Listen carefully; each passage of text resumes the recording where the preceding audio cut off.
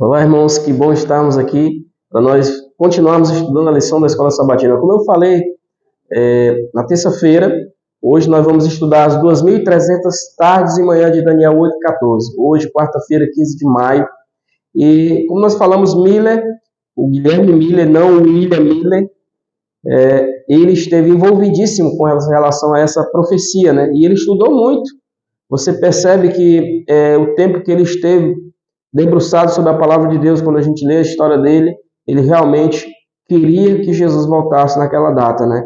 Infelizmente, Jesus não voltou, mas ele um dia colocou, dizem que uma história que ele colocou no fundo da sua casa, atrás da sua casa, uma placa que dizia, depois que teve um grande desapontamento, né?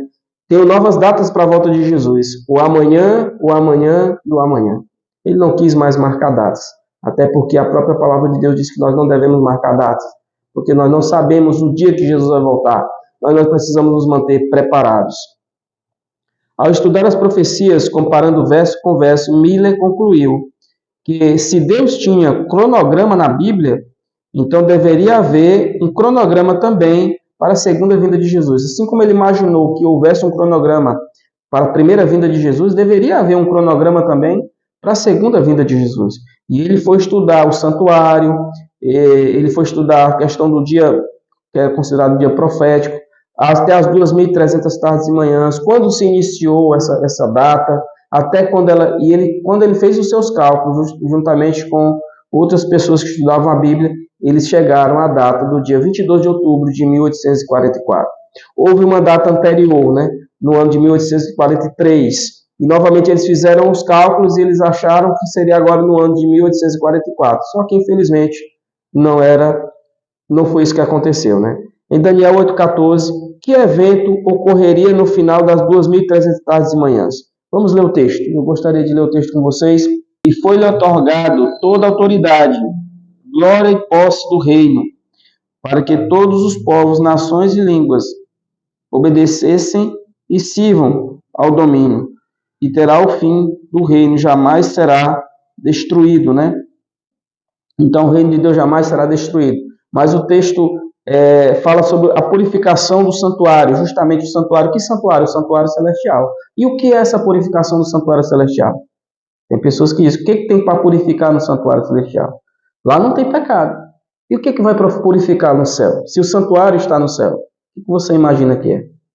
Nós imaginamos, irmãos, que sejam os registros dos pecados. E essa purificação seria apagar os pecados que estão sendo registrados nos livros do céu, né?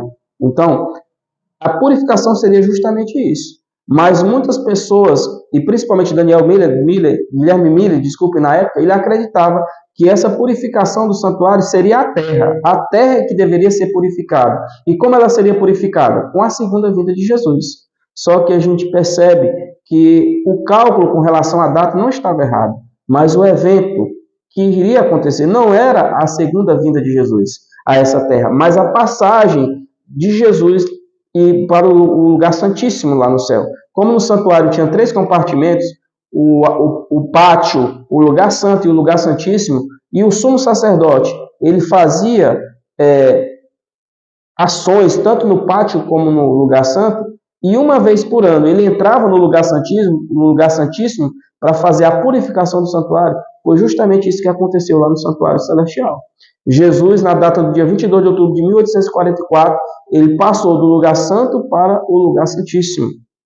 E ele agora está justamente nesse lugar, onde tem o trono de Deus. Nós acreditamos que está ali o trono de Deus.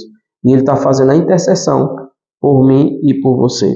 Aqui nos diz que, visto que o ponto de partida das 70 semanas foi desde que foi dada a ordem para restaurar e para edificar Jerusalém, quando isso aconteceu?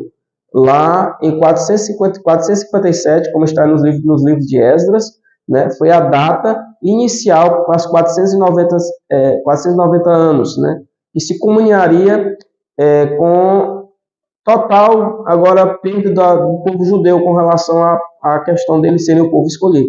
Mas essa parte era tirada das 2.300 tardes e manhãs, né? Era uma profecia menor tirada de uma profecia maior. E o que a gente quer deixar bem claro para você é o seguinte, que nós acreditamos na palavra de Deus. As 2.300 tardes de manhã é uma profecia, e que outra maior não vai ter. Foi a última profecia de tempo com relação a isso. E nós acreditamos que Jesus agora está mais perto de voltar, né? Porque nós estamos vivendo os últimos segundos da história dessa terra. Espero que você esteja preparado. Vamos orar. Grandioso Deus, obrigado, Senhor, por saber que o Senhor nos deu profecias para que nós pudéssemos, Senhor, andar orientados nessa terra.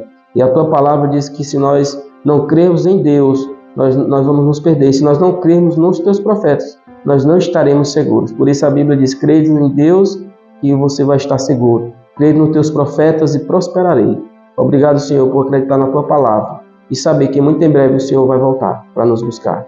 Continua conosco, em nome de Jesus. Amém.